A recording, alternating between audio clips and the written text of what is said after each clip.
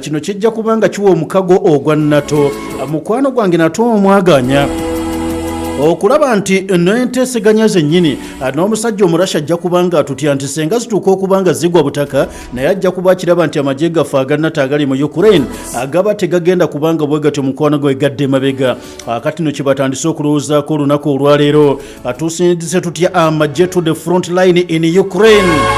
Era nga ndaba wano mukwano gwange amawulire okuvaako munda mu ggwanga lya Amerika abasajja batugamba nti gavumenti ya Biden kino eba tennaba kwetaaga kubanga bweti ekiyingiramu obudde buno naye nga bagamba tebalina buzibu na buli yenna ayinza okubanga asalawo ye nga ye nti nze nzikiriza okutwala amagye era maliridde okubanga nfaafagana n'omusajja ow'eggwanga erya Russian Federation. Abasajja kati obudde buno bagamba nti ate senga butuuka ku makya Russia nekkiriza negamba nti kale kabagende mu nteeseganya n'eggwanga lya Ukraine ate awo kijja kubanga kitukolera nnyo okulaba nga lwakiri kino kiyinza okubanga kiteekebwa mu nkola abasajja ne tusobola okubanga tusindikayo amagye gaffe nga tulaga n'omusajja ow'eggwanga lya Lassa emmundu keesirike ffe tulinga abasindise ba peacekeepers abanaatuyambako kakasa nga tewali yenna bw'atyo mukwano gwange aluleeta lwe lukwisi kuyise mukwano gwange lw'owulira olwo abasajja olwe bagezaako okubanga bagerengetanya obudde buno okusindika amagye wa Zelensky okubanga bamukwatizaako bagambye omurasha bw'atuwangula ebyaddala kiba kisiraani kyennyini. Tumala okubanga tunuulidde omusajja Omufalansa n'omusajja ow'eggwanga erya Bungereza idea gye balina mukwano gwange obudde obwaleero ne tugenda gyo munda mu ggwanga erya Amerika abasajja bakulu nga bavuddeyo ne batugamba nti kye tulina kati okubanga tukola obudde buno buli omu gwe kola ekiri mu busobozi bwe bw'abanga Omungereza n'Omufalansa bateekateeka okusindika amagye kati ffe Abamerika kye tukkiririzaamu nati leka tumale okubanga tubagayo nati endala ze tugenda okubinika ku musajja oyo amanyiddwa nga Omulasa in response to the entry of North Korean soldiers to this war nga tugezaako kubanga twanukula abasajja ab'eggwanga lya Lassa olw'okusindika amagye aga North Korea ne gayingirawo mu ddwaniro. Kati naffe tusazeewo to add just permissions on Ukraine's use of US provided long range missiles. Omwana tumukkiriza emizinga atandika okugikoosa. Ekyokubiri tugenda kuteekako nati ku basajja ab'eggwanga lya Lassa bagambye tugenda bateekako nati endala oba ezinaafaanana zitya omanye otunuulira abasajja ab'eggwanga lya Lassa n'okkiriza wano mpulira nga bagamba nti Besigye ye muntu akyasinza okubanga bw'ati awaabirwa emisango mu kkooti. Kati ne mpulira mu budde buno nga Russia ly'eggwanga kyenkana eri kyasinza okuteekebwako nati empitirivu. Aba North Korea baliko nati okumala emyaka n'ebisiibo, Iran bali ku nati okuva 79 naye ezaabwe tezituuka za Russia mu bungi. Kati wano buli omu yeebuuza kati ate bagenda kuzijjawo endala ze banaabateekako munnange tesobola kubanga bwezityo nno zibula. Awo nno bwe tukyatuuse ku ddakiika eno nga n'ababidde ab'omukago ogwa NATO balabudde Donald Trump. Bamugambye Donald Trump tukimanyi ojja mu ntebe y'obukulembeze bwa Amerika naye bw'oba ojja twetaaga okutegeeza ssebo olusidiiki luleke eri omukyala Melania Trump. Totuleetako olusidiiki ku nsonga z'eggwanga lya Ukraine. Si babanna tubakangudde ku ddoboozi aga ntumulaba akajenjegule sajja tumulaba akajenjegule kayagala okubanga atuleetako wano ku nsonga z'eggwanga lya Ukraine. Bamugambye ssebo weetereze weesulise oteekedde okubanga bw'otyo nno weetereza. Kale nno bw'ati alabudde njagala nkutegeeze ssenkulu w'omukago ogwa NATO ono gwe bayita Ssaabawandiisi Mark Rutte bw'ati avuddeyo n'agamba nti Trump twetaaga okubanga lwakiri tumuwabula. First Ukraine peace deal kimanye kodo embolden China, Iran and North Korea boogezaako kakatika abaana ba Ukraine okutta ekyama n'omusajja Omurasha nga tebeesimidde oba ogenda kuwa maanyi China, Iran ne North Korea. Abakanyiza babuuza nti ate abo bakoze eki kati ate Omuchina atabiyingiriddemuwa. Ashhadu an la ilaha illallah. Mark Rutte Ssaabawandiisi mukago gwa NATO bw'atyo nkubulidde mukwano gwange avuddeyo n'agamba tubitegedde nga Donald Trump ali mu kuwoominga olw'ensonga nti essaawa yonna Mukama Katonda bw'anaabanga tageze bulala agenda kukomawo mu ntebe ey'obukulembeze bwa Amerika era afuga kye bayita White House. Naye bw'obanga okyajjira ku mbeera ey'okwagala okubanga owaliriza Ukraine mbu egende mu kyama n'abasajja ab'eggwanga lya Russia awo ekyamazima oli ku kacaamu. We cannot have a situation where we have Kim Jong-un and the Russian leader and Xi Jinping and Iran high-fiving because we came to deal which is not good for Ukraine. tetusobola kubanga tukkiriza nate okulaba mukwano gwange buloko ennene bwetyo erimu abasajja aba Iran, basajja ba North Korea, musajja mu China, musajja mulasa batuuka okubanga batandika okugeewulira amaanyi bajja geewulira nnyo nga balaba nti kyaliwaabwe omubedde gwe bayita Russia akubye abasajja n'atuuka okubanga bw'ati mukwano gwange abakunkumula buli lw'otuuka okakatikako abaana bano kye bayita okuteesa n'omulasa oba otukoze ensobi nnene disservice gyetasobola kubanga tukkiriza obisanga lukalu lwa Bulaaya abasajja bakulu gye batandise obudde buno munywanyi okubanga boogera kye bayita ensonga kale nno bwe gubadde bwe gutyo olwo omusajja w'eggwanga lya Amerika n'agamba bwe tuba bakwongera okubanga tuyamba abaana bano ab'eggwanga lya Ukraine okuba ne vibe katubawe bino leka tubawe ne bino ng'oyo Trump wannaleero tannaba kubanga bw'ati azunza empale mu White House maka ga bukulembeze bw'eggwanga lya Amerika.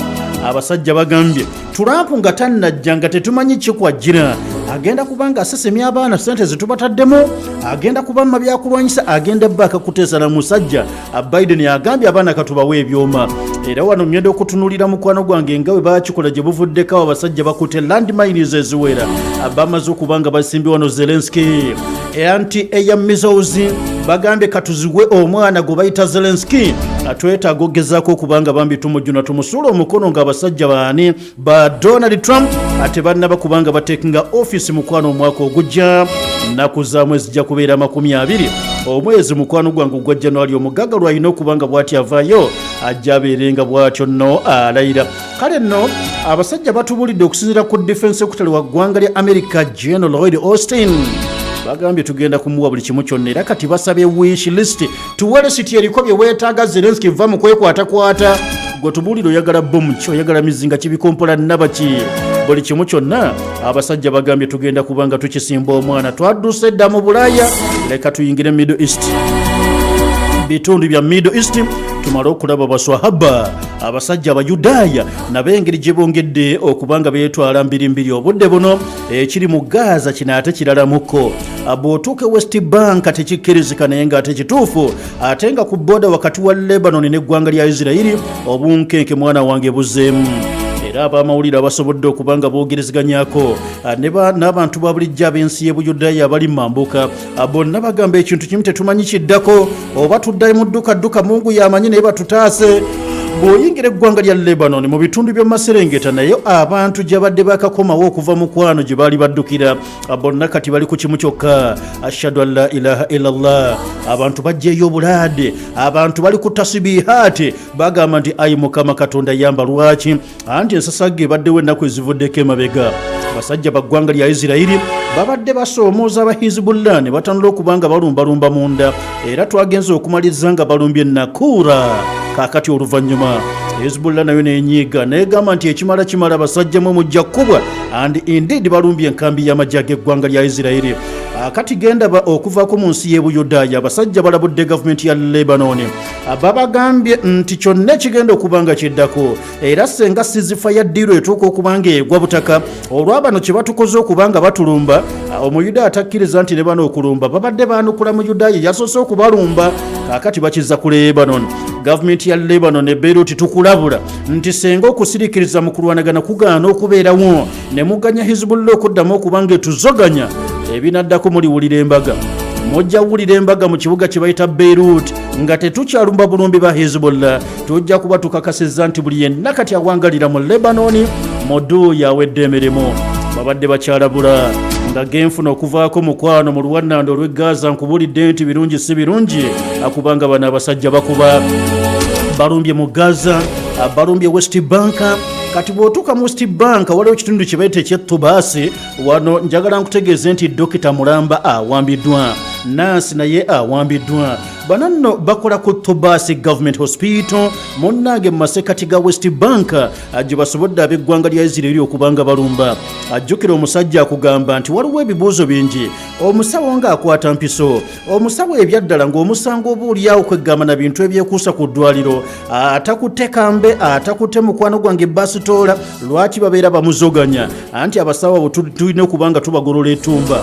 kubanga buli lwe tukuba abafirisuuti bano ne twagala okubatta Mungu wabaddiza obulamu ate baddukira mu baana abasawo ne babajjanjaba ne bafuna obulamu ne bakomawo okuzoganya ffe Abayisirayiri simanyi otegedde ekikubisa abasawo otegedde ekikwatisa abasawo kale gwe tutakube kutaleka tumukwate tumukube ekijje tuli mu fulumya ng'olutalo luwedde nga tumaze okwambala engule yawa eri mu matwala ge West Bank omusajja gyayongedde okubanga bwatyo nakolayo obulumbaganyi obw'amaanyi kakati mukadde kano nga bamaze okubanga balumbye ekibuga kye beeta Tubaasi nkiddamu nti Tubaasi kiri mu West Bank okitegedde kale nga bw'onoogamba mukwano Lubaga ekiri mu Kampala nga bw'onoogamba mukwano gwange nti Makindi ekiri mu Kampala kati n'ekitundu kye bayita Tubaasi kiri mu West Bank now nga bamaze okubanga bakasizza nti omusajja omuyudaaya atandise okubanga akola effujjo n'amalwaliro atandise okubanga bw'ati agayenjebula nnyo Al-Qassam Brigade bwe batyo mukwano bayongode mawulire ge tufuna ku ddakiika eno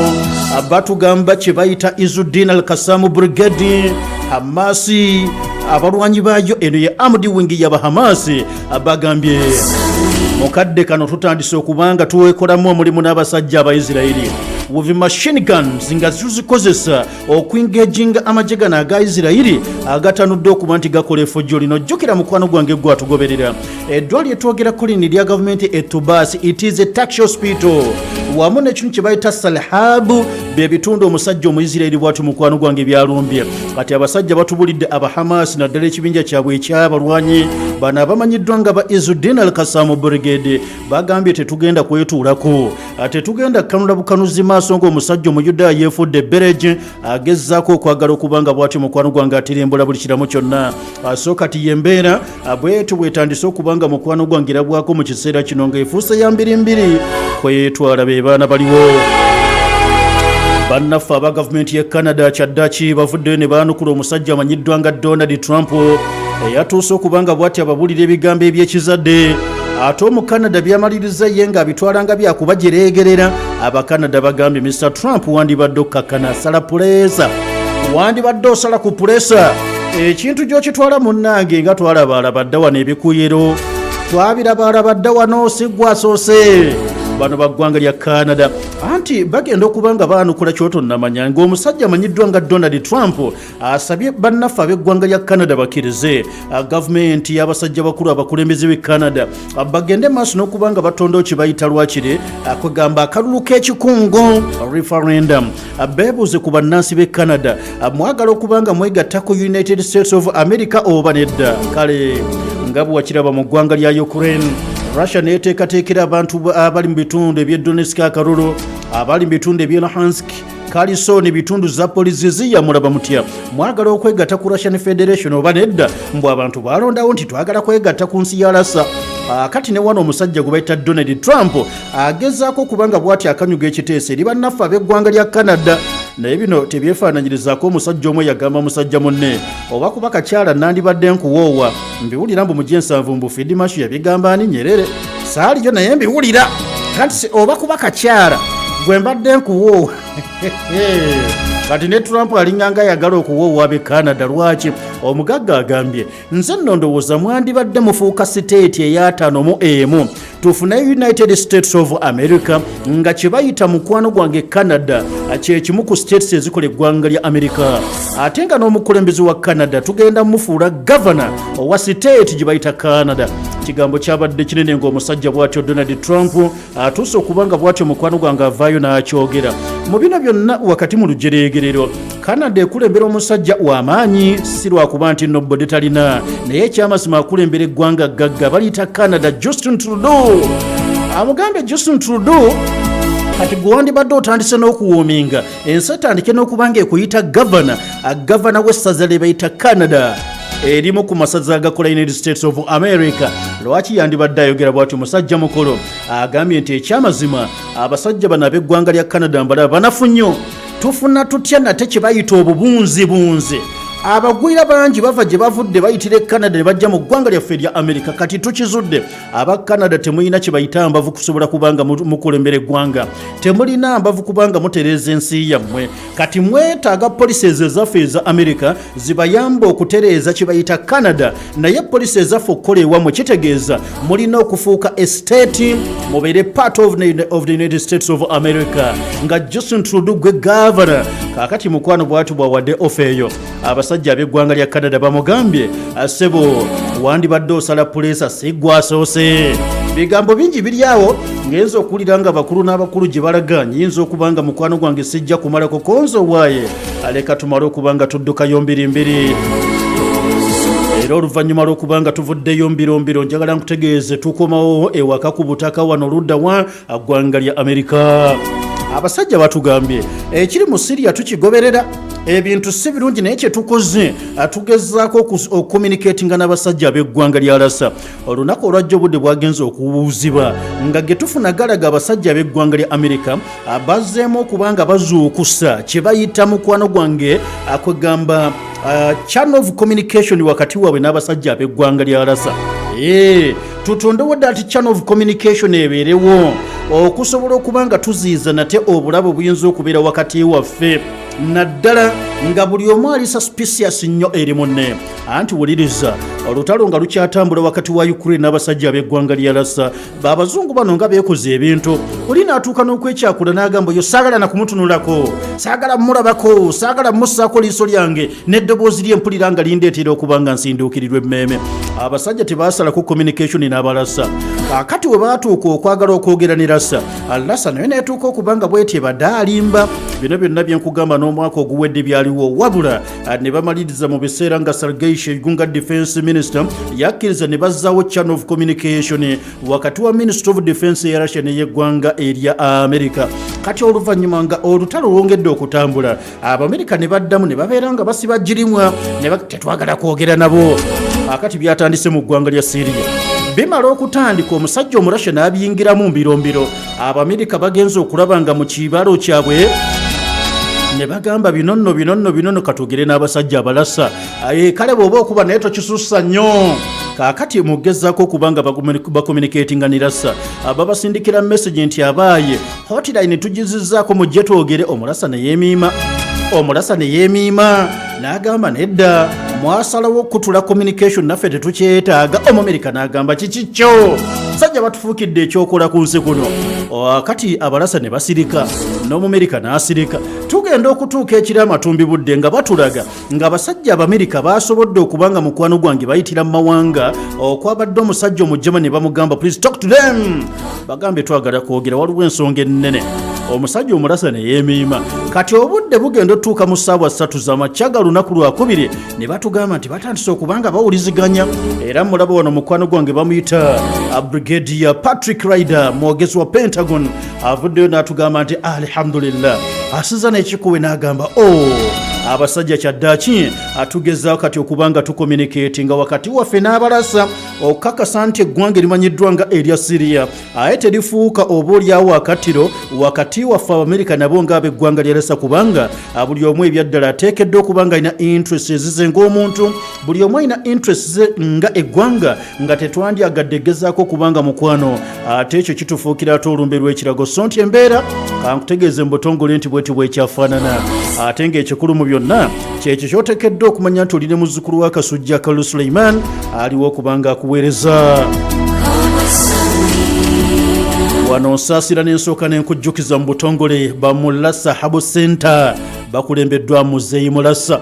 Bagambe jangu ofuna obujjanjabi, jangu ofuna obuweerero, jangu ofuna okubanga bwotyo okkakkana mu bulamu bwo ng'ebadde bikuzoganya nga tebikyasobola kubanga bikujimba. Gwani atuuka okubanga okaaba obulwadde wa pressure, n'okaaba sukaali, n'okaaba mukwano gwange okusanyalala. Ezo endwadde Muzeeyi Mulasa alina kye bayita ekikolo n'eddagala. Genda ofune ekikolo n'eddagala wali ekawempe mbogo. Bamulasa we batudde ne bagezaako okubanga bakuyamba.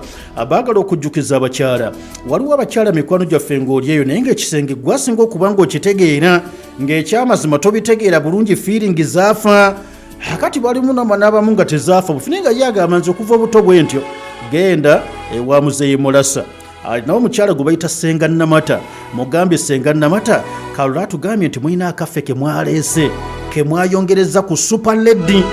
okitegedde gwe omukyala ekyo nze nkuwadde gabuwa obulwadde obw'amaaso nakubulidde nti bano babujjanjaba eri gwe aliko ekifo ku maaso tolaba bulungi naawe aliko ensenke genda bakujjanjabe alusa bazijjanjaba tolina kyotugamba nti ate munnange sikyala kino sikyala kiri nga bamulasa weebali njagala nkujjukize gwe alina obulwadde bwa haniya buluma abamu bakulongoosaako ne kiddamu abamu tebakulongoosaako ne buli kadde kitokotera muli n'owulira pain agenda muzeeyi mulasa akuwa eddagala agwe wa haniya akuwa ennaku ziba ntono kiba nga kyazimbazimba dda ajja kubulira obubonero nti bw'onoolaba kino ne kino ne kino teweekanga manya nti eddagala kati lutandise okuba nga likifulumya kati bw'obanga oli eyo naye ng'olina ekizibu gwe omusajja ekyokojobakojobwa okojobakojobwa buli ddakiika yes agenda obeere nga bw'oti mukwano gwange ofuna prostalife eyo yeetereza prostate yo nebeera nga ekkaanya bulungi n'akawaga akabeeramu omusulo n'obeera ku nnomo kakati erimwe bakazi batu nga temwagendako wannakakande ebintu ebyo kati senga nnama teyabaleetedde ebikola mugende mufune ebikola ogenda kulaba nga mukwano gwange nti ye atakirabanga kati bunzanze yali akirabira nti kakati musajja mukulu genda otereza ekisenge tuve mu muzannyo ekyasa kino kitulimu kyakutereza kibayita maka amaka ne ganywera ne gaggumira ne bagamba yes oye gavana ayiseewo oye Haji Karule ashhadu an la ilaha illallah naye ng'olina bwakulaba obulabe bwati abalala bakanda kubanga nti kisajja kino bakyabaki ng'oli agamba kimu kyekisajja temukimanyi nze mukindekere nze akirinamu ensonga babayita bamulasa bo senta bakuleetedde majegere supa eyekufuula musajja njasabiggo buli omu yeebuuza oyani akulukuta nga gw'omanyi ne munno yamanyi twogere bitono mwabagamba sayizi kibulamu bano nze benkuzigiridde genda ekawempe embogo ojja kukyamira ku poliisi y'ekawempe so ne delivery bagikola lino eddagala lyabwe lyakkirizibwa okugenda ne wabweru w'eggwanga akitegedde wandiika 076 20 97 sembyayo 12 076 20 97 12 ne ku 075 26 56 sembyayo 16 075 26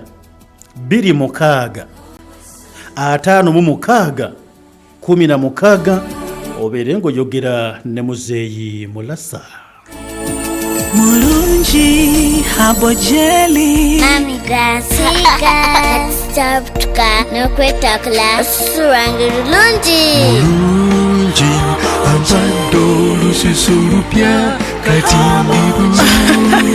wabula ab'amaka gange kati basanyufu okuba lwe twazula ekizigo kya mulungi Herbal Perfume Petroleum Jelly kizigo ekikolebwa n'okwegendereza n'omukwano omungi mu bibala eby'obutonde ne kireka olususu nga lugunvu ate nga luweweevu obudde bwonna kiri mu maduuka gonna okwetooloola eggwanga mulungi Herbal Perfume Petroleum Jelly ky'ekizigo ky'abalungi. wasowaganye ne munno oyagala kwebuuza ku nsonga yonna mu busiraamu oba kusomesa munda mu ggwanga n'ebweru waalyo nandiki okubalira ezzaka okukola hijja ne umura weeyune aljannatu gaaya basangibwa bakuliko bitaala abeetaaze bafune ku ssimu eno noti 7 noti emu 4 noti 5 776 oba kubira Sheikh Umar Swidiki ku noti 7 noti 3 8 3 16 oba Chairman ku noti 7 noti 2 8 7 4 aljannatu gaaya. Bismillahir Rahmanir Rahim. Assalamu alaikum wa rahmatullahi wa barakatuh. Basebo ne banyabo abebitiibwa nga nsinzira wano ku Radio Pearl FM twala omukisa guno okubanjulira programu yaffe eyagonjoka omwaka guno 2024 tetandika ennaku z'omwezi 14 Desemba mpaka 28 Desemba inshallah. Wajja kuba programu ez'enjawulo mwetusuubira okuba nti abaana baffe bajja kufunamu obukugu obw'enjawulo. Wa barakallahu fikum. Assalamu alaikum. Gunjuka ne Pearl FM nga lino ly'ebbanguliro ly'abawummuze bonna. Beera mwangu wandise omwana wo okumanya ebisingawo kuba ku 0704 59 12 15 oba ku noti 7 noti 35 4 55. Gunjuka awagiddwa Macdon Snacks, Ship With Us ne Etihad International School. Nebitegekebwa 17 Pal FM ekkulu ly'omuntu wa bulijjo.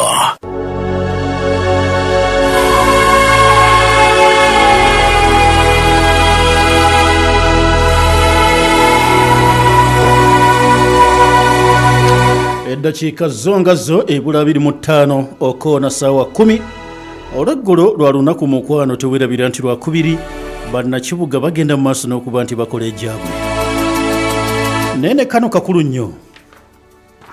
Uganda Preachers for Islamic Dawa Association bategese olukuŋŋaana olw'enjiri gaggadde oluggalawo omwaka mu Uganda ku Hotel Africana lwakubanga ennaku z'omwezi 29 Desemba ng'okuyingira kwa bwereere eri buli muntu. Tuyita bannayuganda mwenna okujja mu lukuŋŋaana luno mu bungi, abasiraamu n'abatali basiraamu mwenna mujje muyige. Kati nno olukuŋŋaana lwakutandika ssaawa 3 paka 12 ez'olweggulo. Tujja kusookawo n'emizannyo egy'enjawulo omuli okusika omugwa wakati w'abawuulu n'abafumbo n'okwejjukanya ku bikwatagana n'obufumbo n'ebirala. Omulamu ogw'omwaka guno gwe tugenda okusooka okulambulula guli nti Quran ne Bible kitabo kye ekyava ewa Katonda ate oluvannyuma tumanye ku Nabbi Muhammad sallallahu alaihi wasallam ne Yesu ani nannyini mulembe guno. Bamaseeka abanaabaawo kuliko Sheikh Ibrahim Ssennyonjo, Sheikh Mutebi Abdul Wahab bamukaza kulya kiboko ne Sheikh Abdul Aziz Gamusi, Sheikh Muhammad Harun, Sheikh Ibrahim Kirabira ne Dr. Busa n'abalala. Pastor tulina Pastor Fred Sirwadda, Pastor Commando Moses, Pastor Kimera n'abalala. Mujje n'ebitabo ne kalamu bino nno birangiddwa aba UPIDA, Uganda Preachers for Islamic Dawa Association. Oyisobola okwogera ne Chairman Ibrahim Ssennyonjo ali ku 0702 05 17 65. Osobola okwogereziganya n'omuteesiteesi Muhammad Bukenya ali ku 0757 29 54 27 ebisigadde biberenga mukwano gwange bitambulira ddala bulungi. Aba Ship With Us bano betwesiga naddala mu kutusaabaliza ebyamaguzi mu bwangu ddala anti okuva e China paka Mombasa bituukira mu nnaku 17 Mombasa paka Kampala bikutwako mu nnaku ziba 3. Gwayagala okuleeta container namba beyune naawe ayagala okwegatta ne bano era beekwate bakuyamba n'okuweereza ensimbi e China so nga bakufunira ne basuppliers abatuufu mu China n'okulambuza obutali China ate nga bakola ne clearing sako ne forwarding. Ojja basanga ku Master Plaza okulira na Equatorial Mall. Ennamba y'essimu bali ku 070 46 ojja kwongerawo 16 obusimbyeyo 9 070 46 yongerawo 16 obusimbyeyo 9.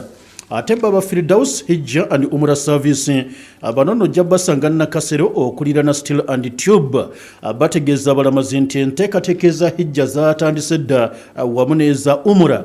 Abanatambula naffe ogenda okola Umrah mukwano omwezi guno gwa Desemba tubagaza obukadde 4.5 bwokka nga toyongeddeeyo ssente endala.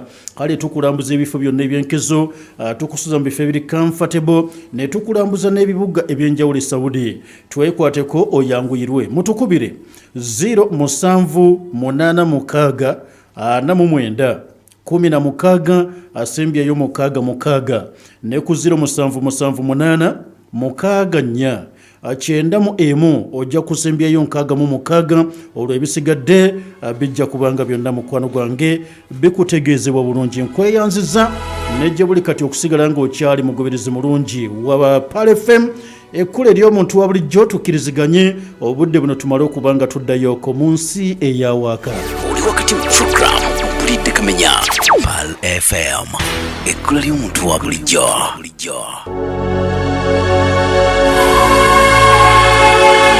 Eddakiika tusigazza mukwano gwange 21 zisigadde 21 zokka okubanga lwakiri zikuwona essaawa 10 ez'olweggolo. Olunaku lwa Tuesday akajjongera okuba nti nebaza abakozi mwenna abali mu butale nga muyeeyo muzogana n'embeera, abavuzi b'ebidduka, abantu baffe ab'omu birombe, abazimbi n'abayiribi. Ogamba otya Mwami Kagame? Oyo baŋŋambye nti muyiribi. Isaac Munda biri baŋŋambye naye muyiribi, mwenna abayiribi njagala nnyo kubanga bannange mbakooneramu nnyo nti mwebale. Omanyi neeno mu ddiini busiraamu bakitugamba nabbi ffe yakitulaalika nnyo nti teri kya bbeeyi nnyo nga omuntu avuddeyo n'alya kamukene naye ng'akajje mu ntuyuze, okusinga bw'onoobeera ng'osikaasikanya bikoko naye nga omaze kusabiriza ne gufuuka omuze gy'oli nga gwakusabiriza, nga n'abakulengera oli bwakulengera naawe tekoona agamba oyo agenda kusabiriza. Ekyamazima si kya buvunaanyizibwa naye ate era si kya bugonjofu. Naye ate olumu n'otuuka okuba nga oboonenya abatukulembera n'ogamba nti oba sometimes mutukolera bubi. Tetugaana olumu tuba ne bye tugoba nga byetaagisa okuba nga biteekamu ensimbi. Manyi batugamba nti ssente weekuba egonzaawo ate nga bya ddala, kubanga n'abakyala bangi tubalabye bw'atamala kulaba ku nsimbi nga tannalaba ku waleti tolaba ku laavu ye tolina ky'omugamba. Era kati abasajja bangi balina abakyala naye nga ku mitima tebabaagala naye lwa ssente, nti ssente ekwagaza gw'otoyagala ne weesanga nga omaliriza nga bw'otyo weefudde ng'amuwadde omutima naye ng'omutima gusula waakaalule, naye olw'okuba kalule talinaamu n'omugattirako oli alina ssente, kubanga batugambye nti ssente weekuba egonzaawo. Ekyo nno ekizibu ky'amaanyi mu ggwanga nnyaffe Uganda, era nga bwe tunaaba nga tetwetegese kimala eggwanga ligenda kumaliriza nga ligudde mu kibayita ennyanga. Naye ensi bwe lituuka okuba ng'enenya abamu tuliwanika emikono ne lutegeeza nti bannange nedda twaliwo naye ffe temutunenya. Tetwalimu mu kuzimba ggwanga ery'aba beggars, tetwaliwo mu kuzimba eggwanga ery'abasabiriza. Abaazimba eggwanga ly'abasabiriza gwali mulembe gwa mwami Museveni. Tuliwanga obujulizi. Lwaki nkireese bwe ntyo? Olwaliro abadde batambulira ennyo naddala ku mikutu emikwanira wala. Obadde owulira agagamba agaliyo n'owulira omukyala gamba nga Nakangubi, sigo bayita Jennifer Furufiga, ng'akanyuga naye nga mu kukanyuga ali mu kukalakata bakulembeze baakuno. Kaakati abasinga obungi ne bamaliriza nga batenda Nakangubi butaba na mpisa. Kati ate abamu ne tutuuka okuba nga tumutenda nti kyekyo kuba tugende. Lwaki? Ntera obbagirira wano akagero k'abasajja bazungu oba kabakagero oba ebanjogera. Naye omu yagamba banne, it does not matter how far you urinate, the last drop will fall at your feet. Nti fe abasajja tuusumulula zipu n'okojoba. Mbalaba nnyo aba bodaboda nga tafudde nawawo ali oba ali mu kibuga oba ali mu kyalo, apaakinga wali eri bodaboda n'agyesigamako n'aggyayo zipu n'akyulula. Naye omusulo guno ogukyulula gugenda eri bbali, naye ettonde erisembayo tosobola kulikanyuga bbali, lazima lijja kubanga lijja ku kigere kyo. Ne bw'otumbiza nga bwe twatumbiza nga tukyali bato ne gugenda ludda w'emitala Mariya, era ettonde erisembayo lijja ku kigere kyo. Kale n'omulembe gwa mwami Museveni gutukoleddemu ku kadisavisi akatonotono nti tuzimba society ey'abasabiriza. Omusabiriza bw'oba wamumanyiza okumuwa ne bukya ku makya n'otomuwa, olwo alufuula lutalo, era atandika okwogera nti abagagga beeraga yeeragamu ki nno, olw'ensonga wamumanyiza nti buli lw'oba n'obwetaavu jangu onsabirize. Butuusa olunaku olwaleero nga policies ez'eggwanga mwami Museveni azireeta nnyo ne zigaana n'okukola. Ne tuleeta bonna bagaggawale neegaana okukwatayo, ne tuleeta parish development model n'ebiringa ne bigaana sometimes okukwatayo. Lwaki? Nti ontaddemu obukadde 30 n'ekibiina kyaffe, naye tusigala n'omutima ogutugamba bwe banaabeetaaga akalulu ka 226 era bajja kujja batwongere ssente, kuba bajja kuba batwetaaga akalulu kaffe. Ne bye tugenda okukola ssente era tujja kuzirya. Lwaki? Tumanyi bajja tuwaayo endala. Eggwanga lituuka okuba nga liremererwa okuba n'abantu abalirowooleza nti tujje batya tutya abantu bano mu bwavu. Tuveeyo ne policies ki ezikendeeza ku misolo, tuveeyo ne policies ki ezisobola okuba nga lwakire zisika abavubuka bano tubasikeko mu mikono.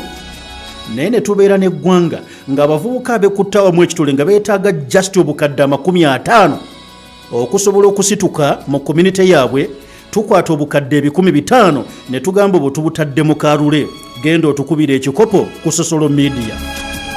Yitira ku TikTok be opposition ogisaanyeewo, yitira ku mukutu gwa YouTube otukubire mwami Kyagulanyi ngeza bugeza.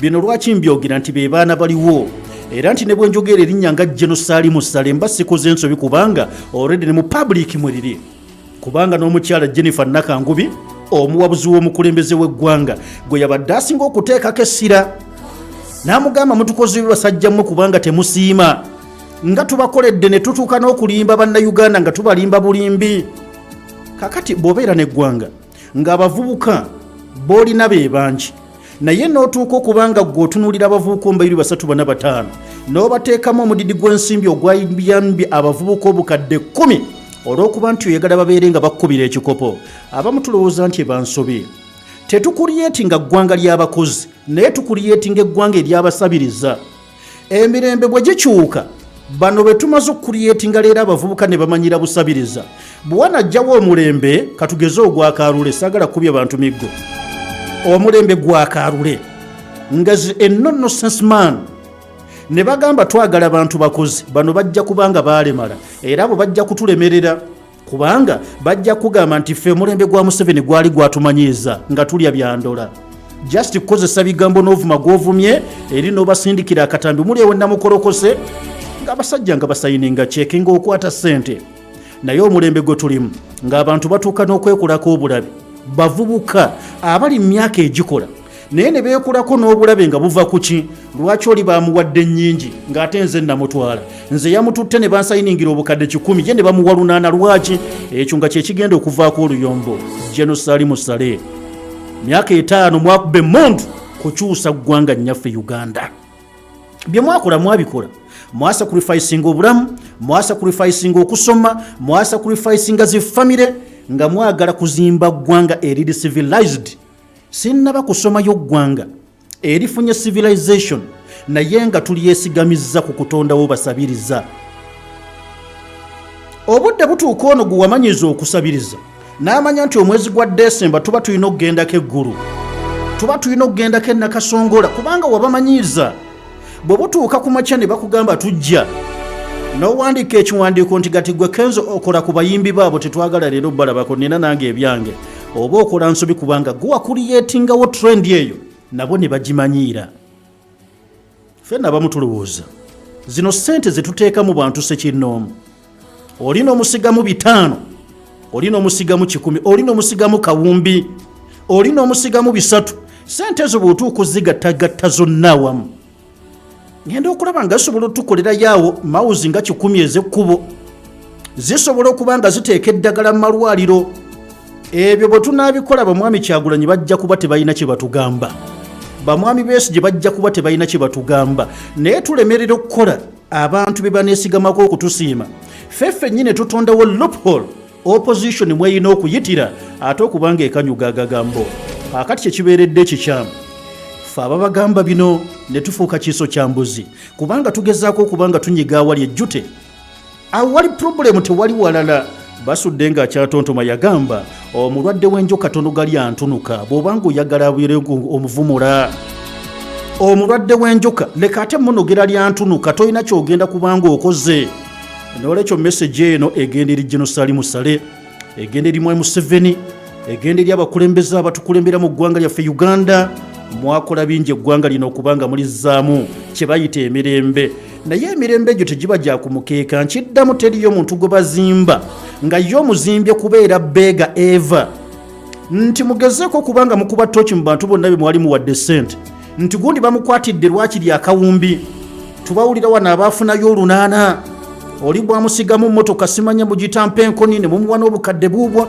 mubanoonyerezeeko ssente zimbawadde zikoze eki ssente ey'okumukeeka terina kyegenda kukola okuggyako ng'omuntu oyo ssente agikoleredde neeva muntu oyo ze naye olw'okuba tukitegedde nti ssente weekuba egonzaawo tulemerera okukola ebirina okubanga kwegamba biviirako bannayuganda okutwagala tulemerera okukolera bannayuganda ebirabikako nga twesiga ssente time bwe lituuka nga tubeetaaga nga tubateekamu ssente bano abanenenene bano nga tubateekamu obukadde 2,155 bano abawansi nga tugula sabbuuni bagulira sukaali baasi akalulu nga akakuguza mutwalo gumu muti gwa sabbuuni 15,000 kiro ya sukaali 15,000 ng'akuwa kalulu gy'emyaka 5 ng'okalakata kintu kyo nkiddamu mu kye bayita service delivery munnayuganda bye yeetaaga bitono muteerewo amalwaliro nga si bizimbe naye nga n'eddagala mwe liri n'abasawo, muzimbire amakubo, amasomero gabire nga facilities mweziri ng'abaana b'eggwanga basoma ebiriyo. Ekyo we mukimaliriza mutereze policy za taxation. Emisolo mukakase nti ddala gyegyo munnayuganda gy'anaasobola gireme kuba emisolo egiremesa munnayuganda okukolawo ka business, wabula gibeere emisolo emisaamusaamu. Ekyo we munnaakimaliriza then mulyoke mukwate ku babbi b'eggwanga, kubanga nabo tunaawo omusolo ogwenkana olusozi lw'enzoole ng'agabbi mu ggwanga nago weegali. Tewali kye tujja kubanga tukoze. Ebyokukola ndaba nga bitono nnyo, ne bw'obiteeka kapapula ku General Salimu Sale n'ogamba guno omwaka tugenda kukola ku malwaliro, ogujja tukola ku masomero, oguddako tukakasa nti emisolo gikkakkana, oguddako tukambuwale tukwate ababbi. Ebwe munaabikola kati kaloya anaba banjaki ne bwe mwandi tukalakasa emyaka gya mwana ne we mwandi eyongeddeyo ng'ebyo bikoleddwa. Wano ntera okukyogera nti bannayuganda twalinga twewonya obubuyabuya bwa bannalibya bakkiriza batya omusajja bafuga emyaka 42. Bambi kye twayogera wano olw'obutamanya Libya kiyali, kye twayogera olw'obutamanya, naye tekyali lwakuba nti bannansi b'eggwanga lya Libya bo baali tebakimanyi nti omusajja abakankabudde emyaka 42 naye baagikkiriza. Va ku bino ebyekiyaya ebyatondebwawo mu Arab Spring ne batandika okuba nga bakyusa mindset y'abantu mu mawanga gaabwe nti omuzungu yakutonderawo ekigamba demokrasiya, kitegeeza muntu kufuga myaka mitono nnyo n'agenda, era nti bw'ofuga emyaka emingi that is dictatorship. Bw'ati omuzungu bw'akikuteera, naye ng'omuntu asobola okukankabula emyaka 60 ng'afuga ng'ate abantu bamwagala era nga si dictator. Bannansi b'eggwanga lya Libya Gaddafi yabakulembera omwaka ogwasooka n'aweza emyaka 23 paka ku myaka 40 baali bamativu. Weewaawo tewali ggwanga litaliimu mirobole, kalibeera Amerika, kamubeere mu Russia, kamubeere Omungereza, babanyiga. Ne mu Libya yanyiganga abaali bagezaako okubanga bavaayo, kubanga ne bw'okola ebirungi ebifaanana bitya kaakiro tabulamu ebaayo agamba naye tokkooye. Kati bannansi ba Libya ffe betunenya nti baali basiru kyenkana ky'obutajjaako musajja, baali bamativu. Gwe naawe kuba akafaananyi, omwana asomye naye nga n'omunaku ajja kusoma. Tebaabanga baana b'abagagga bokka abasoma, nedda baaba n'ow'omunaku yasomanga, gw'omulimu gwe kuzaala. Bino byetwogera biri riyo, naye njogera ebintu ebyakomye emyaka tubala 13 emabega nga bannansi ba Libya lwe bakomye okubiraba ku mulembe gwa Gaddafi bamuse 2011. Omulimu gwa kalule mu Libya kuzaala. Bw'omala okuzaala omwana gavumenti n'emusomesa. Omwana bw'amaliriza okubanga bw'ati asomye tannafuna mulimu, gavumenti emuwa salale. Wabangawo unemployment benefits ze baafunanga. Kalule omulimu gw'osomeredde gukuwa sente mmeka omwezi wano mu Libya? Omulimu mawulire ayina ofuna obukadde 6 kati engeri gy'otonnagufuna gavumenti ejja kuwangayo obukadde 4 nga tobumenyekedde. Gavumenti erina okukakasa nti omuntu waayo ayina sente. Kalule kiki? Otuuse emyaka egiwasa matovu kiki? Kakati gavumenti erina okukakasa nti oyina woosula, ng'ezimba amayumba nga bakukwasa ennyumba yiiyo. Kakati tujja kusalangawo ku sente z'omusaala nga gugize. Tuli ku Libya, olyoka otegeera enjawulo eriwo. Mwabaana ennyanga banna Libya lwaki tebaavangayo kutwalaganya musajja? Mbulira bw'obeera gwe nga gavumenti ekukolera ebyo. Mukyala afunye olubuto, gavumenti ekitwala nti omukyalo oyo afunye olubuto, munda munnabaana ye mulimu property y'eggwanga nga balina okulabirira omukyala. Nebino ebyaffe omukyala afiira na mukawiru baalo, gyali teri makubo kati baguguna mugugune mukawiru baalo. Omwana amakubo mafumazibu. Tugezeeko muteeka ku bodaboda tumutwale bodaboda musundu azaalira ku bodaboda. Kaakati nze nkubuulidde ekyali mu nsi ya Libya, gwe gy'onenya kyenkugamba gwe ali e Kampala wano General Salimu Sale mwandi tukalakasa emyaka gyammwe 5 nga Bobi Wine tebalina kye batugamba, nga Besigye talina kyatugamba. Ate nno mpulira abantu bakoppa ku bannaabwe. Lwaki ako tetwakakoppa? Lwaki ako tetwakakoppa? Amakubo mwagalaba mu ggwanga lya Libya baatwalaganyanga Gaddafi naye nga n'abayeekera bali ku makubo Gaddafi ge yakola kwe bazanyira. Sajja n'atondawo n'emigga, n'atondawo n'ennyanja ezitaaliwo bali mu ddungu. lw'abannansi ba Libya muddungu n'atuuka okutambuza amazzi teweetaaga gafumba onywa bunyi buli wootuuka waliwo ttaapu ate mazzi gakunywa eryo ggwanga kyova olaba baasobola okubanga babeerawo paka muzungu lwe yajja n'abagamba abaayo omusajja mubi nabo ne basamaala kati bejjusa bali mu kwejjusa bwe tudda ku poyinti yaffe nti bano bwe tuwa ssente be tuteekamu ssente bannakangubi batuuke okubanga bakalaakala n'emimiro kubanga bagezaako okutubuulira obukyamu bw'aba opposition muzibataddemu naye ezo ssente senga muziteekamu ebyo opposition byeyogera Bakyagulanyi mujja babuza kye batugamba naye mmwe mubikuriyetinga nti omuntu okugenda mu ddwaliro katugeze mulago ne bakuwandiikira eddagala ly'olina okukozesa ne bagamba naye kati wantulinawo kino kika kimu kyokka lino genda oligule kati abeebweru bwe balina ssente ezireeta eddagala mu pharmacies mulago talina busobozi kubana kwegamba na ddagala lyonna munnansi lyeyetaaga ibyo ddala bwe tukola ebyo Kyagulanyi aba atugamba ki tolaba nti Kyagulanyi tumunenyeza bwereere kubanga yakusongedde awali obuzibu era gwe omutondeddedo wayina okubanga kwegamba ayitira okutegeeza bannayuganda nti eno gavumenti mbi ebyo bwe munaabikola temugenda yadde okumala ssente okugula zidrooni ezinaatuuka ng'okukwata abaana lwaki ate abaana banaba beekalakaasizaaki bajja kubanga tebalina kye batugamba naye n'otunuulira eggwanga ebyo bye bimu ku bireetera bannayuganda okujjukira omulembe gwa Idi Amin Dada guyinza okuba gwalina ensobi zaago naye abaliwo batugamba ogwo tebaagusinikirangamu binnyo otunuulira ekkubo lyange lino okuva eggayaza okgenda ekalagi gooza limaze emyaka emeka nga likoleddwa mitono naye genda oliyitemu olwaleero era bw'oligendamu ng'osamaala todda na mmotoka ng'ekyalinamu tosobola ovugawo kilometers 5 ng'ebinnya ebiri omwo era ebangambye speciosa wandira kazi ate nga lyekkubo lye nasose nakutya neŋŋamba subhanallah tabanga lyebaddemu ne limukola kino naye nategedde nga byabadde wala kaakati eryo ku mulembe gwa Amini nga ddala yalikola aba akyakozesa ki wano obulamu mu Uganda aba yawaŋŋanguka dda mukole ku ebyo mugenda kwanguyirwa obulamu mujja tukalakatadamu mutuuke n'okutufiirako nze mbabuulira omuntu ayoya buyoya nange nti nobusinga twandikyuse ntufunayo ne Karule naye nga talina kikugamba nsonga yonna giyeesibako bamubuuza lwaki oyagala okukyusa obukulembeze just njagala kukyusaamuuko bukyusa naye kati olwaleero n'abaana abali mu primary bwana bwa P2 P3 abaana kati tukubiriza abakubiriza nti eggwanga lye tulimu obadde otya toddamu okubyogera ng'oli mu bantu bwana bwe tuzadde kasoma P2 kasoma P3 bwakomyewo mu holiday naye ogenda okulira ebigambo bye bwogera kanti abaana bafuuse bannabyabufuzi gw'omugamba tobyogera mu bantu ne bakuwulira mwana wange kale n'olwekyo oli yayimba akayimba n'agamba nti bw'oneesiba ku bantu tebajja kuyirawo mubiri bye nandyagadde basomese nze kambyesomeseze mugire nga mukyali bulungi naye ate era kyonna kye kiri tonzi waffe yasalawo nga Richard chapati ngampo mu bulala nyongerayo katono sorry sweet manange chapati ziweddewo ate olunaku olwaleero chapati na kawunga bibisinze okutambula kituufu ddala kubandiddeko ne kawunga nga mbutuufu kawoma bulala Richard ebintu bino obigulawa tonowulira ku ngano mpya nakawunga ebya sunfla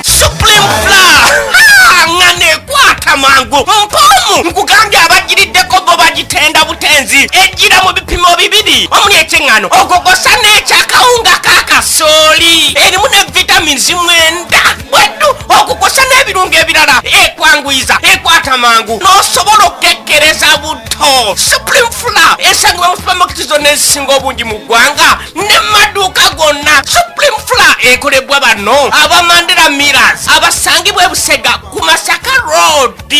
Supreme Flour, a product of Mandela Group.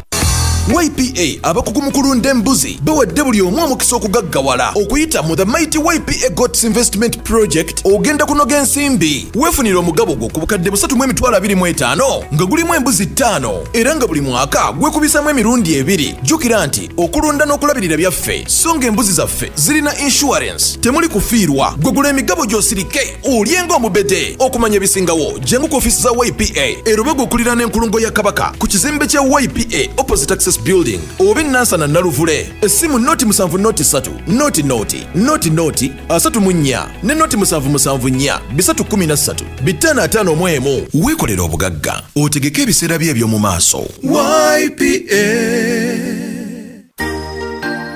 Oyagala okulya ekijjulo eky'omulembe nga kiteekeddwa bakafulu mu kufumba mu kifo ekisirifu okuzaama nga n'akayowo k'obutonde bwe kakufuuwako. Kebab House Restaurant kyekifo w'osanga buli kika ky'emmere ky'oweetaaga. Gamba nga Adana Kebab, Saktava, Lahmakun oba giyite Turkish pizza, fish fingers, beef burgers, chicken skewers oba grilled chicken. Tulina ekifo ekigazi ddala ewategekebwa emikolo, meetings kw'ossa ne parking. Tusange ku Centenary Park ku Kebab House mu Kampala. Ekifo kyaffe kiba kiggule okuva Monday mpaka Sunday. Okumanya ebisingawo kuba ku ssimu zino wammanga 0708 48 29 47. Kebab House Turkish Restaurant. You stay home, we deliver. Gano gemuli mbufunze ku Pal FM.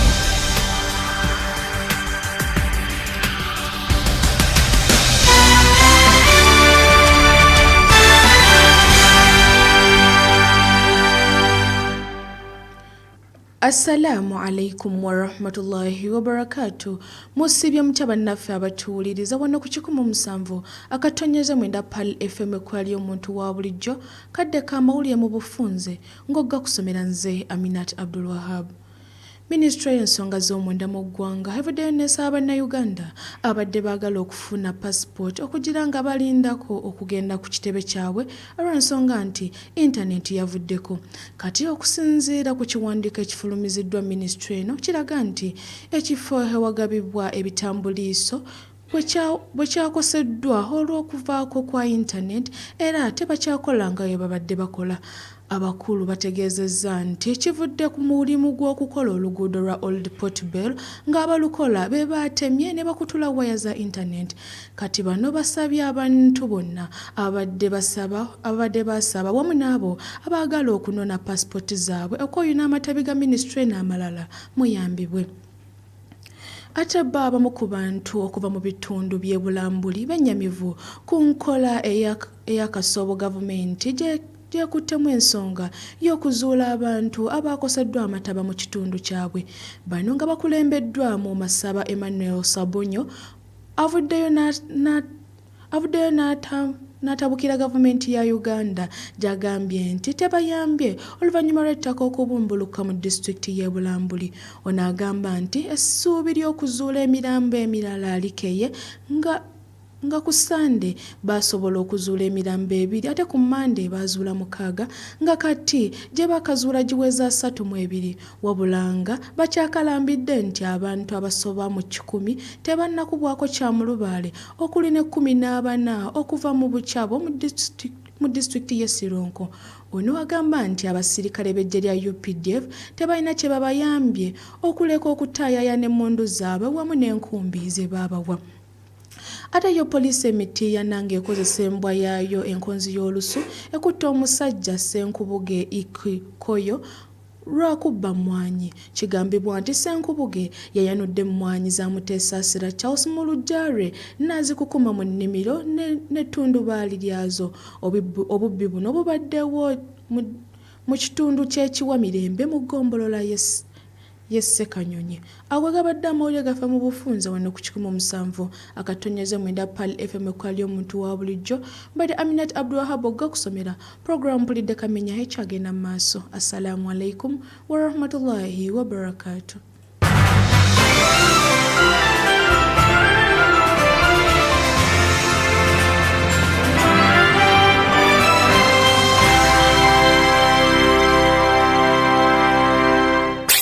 Keep to the station. 107.9 Pal FM. Adhan ku 17 Pal FM ekuleteddwa BMK Group of Companies nga bali wamu ne Nana Hub Mouthwash lyeddagala ettuufu lye nakakasa mu kujjanjaba endwadde z'amannyo. Amannyo gakuluma bw'ossaayo ekyokya oba ekinnyogo gagasanyalala bw'osenya ovaamu olusaayisaayi oba ogayiza ludda lumu. Senyesa Nana Hub Mouthwash naye weegendereza abafere musange mu famasi zonna. Nana yakakasibwa National Drug Authority.